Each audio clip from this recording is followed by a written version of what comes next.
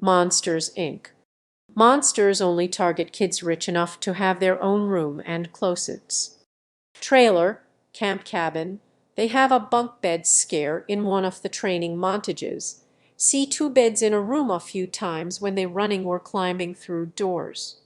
My guess is they use doors that are safe for them more often with the belief that humans are toxic, and doors that bring in the most screams. So really the rich kids theory kinda checks out, in me opinion. There was a literal camper van. Randall got fucking obliterated in a Toma. Another gator. Jimmy that shovel. It's the same trailer from A Bug's Life. Poor kids have seen the horrors of this world. Rich kids, on the other hand, their screams of terror are pure and unadulterated. Did one of them mention something about racking up the screams at a slumber party? Pretty sure that was Sully.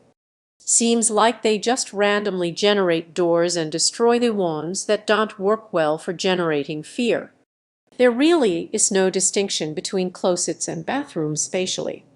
This would prevent them from spawning in maternity ward, psychiatrist office, refugee camp, and juvenile prison bathrooms or broom closets.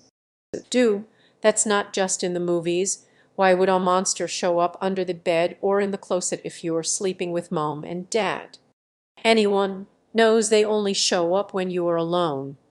Plus the spoiled ones scream the loudest. There was also a camp bunk room. And of course the iconic twins. In a bunk bed. So maybe they prefer the safety of single kid rooms, but it's not exclusive. Roar, roar.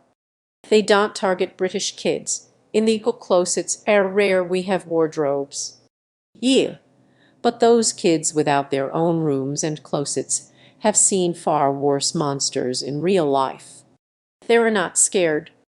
Yep, gotta pick the kids that don't have experience with fear and trauma. I agree it gets boring, you're terrorized day and night. Now Randall appears in a trailer and gets beat up at the end. It stands to reason there's no rooms with a closet in a trailer. I shared a room at the time and never thought I could relate actually. What I really want to know is what happens if a kid leaves their closet door open at night. Will the monster's door not work since they need to be able to open the kid's door? My sister was a property developer in the US. In her state, a room was only legally considered a bedroom if it came with a closet and windows. So your point could read that the monsters only came after kids with their own room.